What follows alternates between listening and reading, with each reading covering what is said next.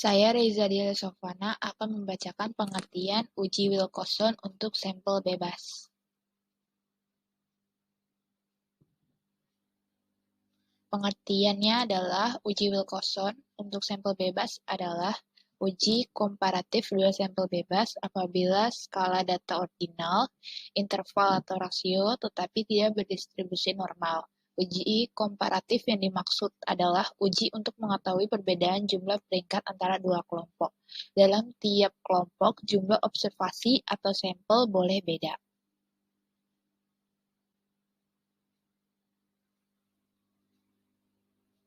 Jenis uji Wilcoxon untuk sampel bebas. Dalam rumus uji Wilcoxon untuk sampel bebas tersedia 3 jenis pengujian dengan Excel, yaitu yang pertama jika jumlah sampel sama dan sebanyak kurang dari atau sama dengan 25. Kedua, jika jumlah sampel tidak sama dan sebanyak kurang dari atau sama dengan 25. Yang ketiga, jika jumlah sampel lebih dari 2. Tutorial Wilcoxon dengan Excel. A. Jika jumlah sampel sama dengan sebanyak, kurang dari atau sama dengan 25. Pertama, buatlah dua kelompok data dengan nama kelompok A dan B di mana jumlah sama yaitu sebanyak 23 sampel. 2. Isikan data kelompok A dari sel A8 sampai A30 dan kelompok B dari sel B8 sampai B30. 3. Pada sel D8 ketikkan rumus sama dengan rank titik AVG dalam kurung A8, A $8 bagi A $30, 1 dan kopas hingga E30. Maka akan muncul dua kelompok data baru yaitu D8, D30 dan E8, E30.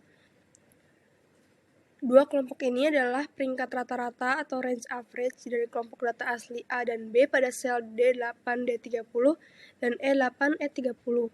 4. Hitung jumlah total atau SUM kelompok peringkat A dan B pada sel D8, D30 dan E8, E30 dengan cara ketik di sel D31 sama dengan sum dalam kurung D8, D30 dan kopas di sel E31.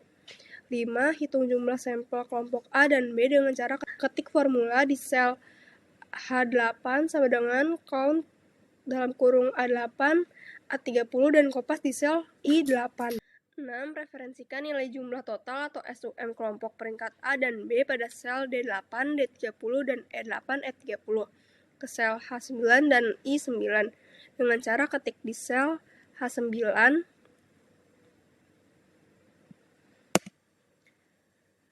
ke sel H9 dan I9 dengan cara ketik di sel H9 titik sama dengan D31 dan kopas di sel I9.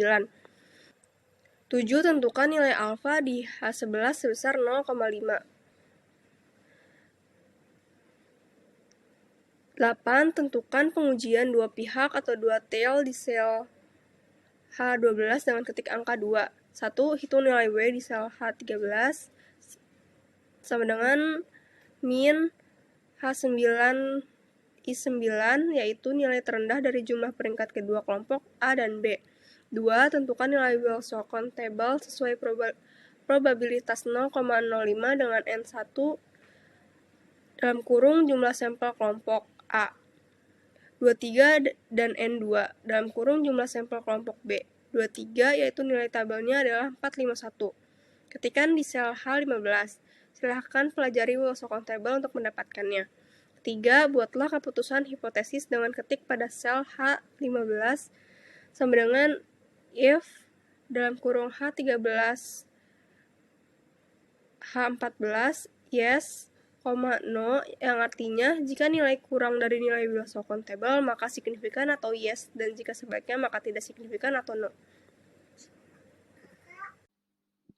B. Jika jumlah sampel tidak sama dan sebanyak kurang dari atau sama dengan 25. Yang pertama, caranya hampir sama dengan yang di atas, yaitu yang poin A, hanya ada perbedaan mulai dari langkah 9 pada contoh di atas. Ingat, dalam memasukkan data, kelompok dengan sampel yang jauh lebih banyak harus ditempatkan di sisi kiri, dan jumlah sampel yang diisi tidak sama antara kelompok A dan B. Yang kedua, ulangi langkah 1 sampai dengan 8 di atas. Yang ketiga, hitung nilai W di sel yang telah disebutkan sebagai berikut. Yang keempat, hitung nilai W aksen di sel yang telah disebutkan sebagai berikut. Yang kelima, tentukan nilai Wilcoxon table sesuai probabilitas 0,05 dengan N1, yaitu jumlah sampel kelompok A, 2, 3, dan N2, yaitu jumlah sampel kelompok B, yaitu yang totalnya 21, yaitu nilai tabelnya adalah 388. Ketikkan di sel H15, silakan Anda pelajari Wilcoxon table untuk mendapatkannya. Yang keenam, buat keputusan hipotesis dengan ketik pada sel yang telah disebutkan sebagai berikut, yang artinya jika nilai W atau W aksen, yaitu yang terendah, kurang dari nilai Wilcoxon table, maka signifikan atau yes, dan jika sebaliknya maka tidak signifikan atau no. Selanjutnya, contoh C, jika jumlah sampel lebih dari 25. Yang pertama, caranya juga hampir sama dengan contoh yang di atas, hanya ada perbedaan dimulai dari langkah 7 dari contoh di atas. Ingat, dalam memasukkan data, kelompok dengan sampel yang lebih banyak harus ditempatkan di sisi kiri, dan jumlah sampel yang diisi tidak sama, yaitu tidak lebih dari 25. Yang kedua, ulangi langkah 1 sampai dengan 6 di atas. Yang ketiga, tentukan nilai alfa di H11 dan I11 sebesar 0,05. 4. Tentukan pengujian dua pihak atau dua tail di sel H12 dan I12 dengan mengetik angka 2. Pada sel H13, kita ketik rumus seperti yang sudah tertulis, yang artinya jika jumlah sampel kelompok A kurang dari atau sama dengan kelompok B, maka kembalikan nilai peringkat pada kelompok A. Jika tidak, maka kosong.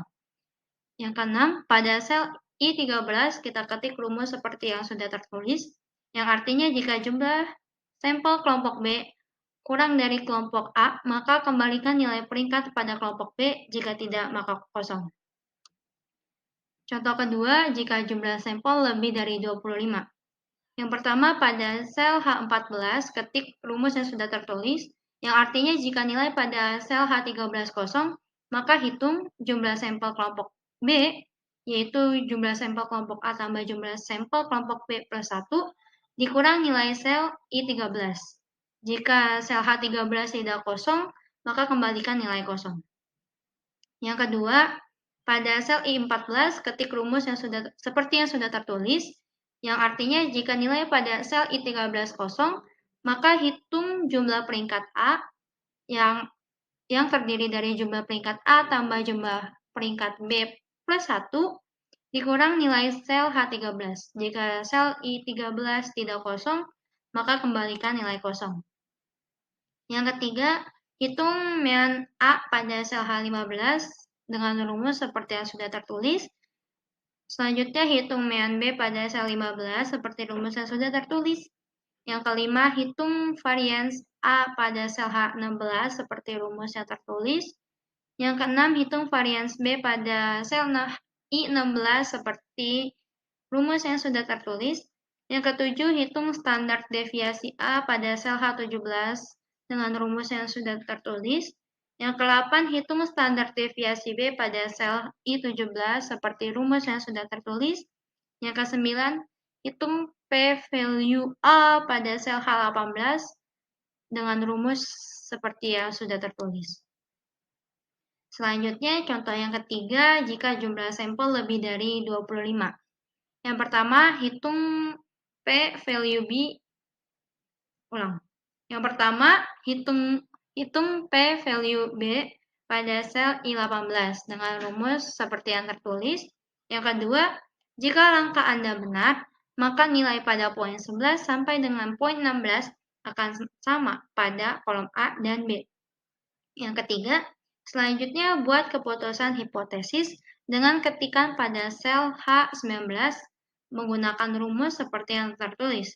Yang keempat, buat keputusan hipotesis dengan ketikan pada sel I19 dengan rumus yang tertulis.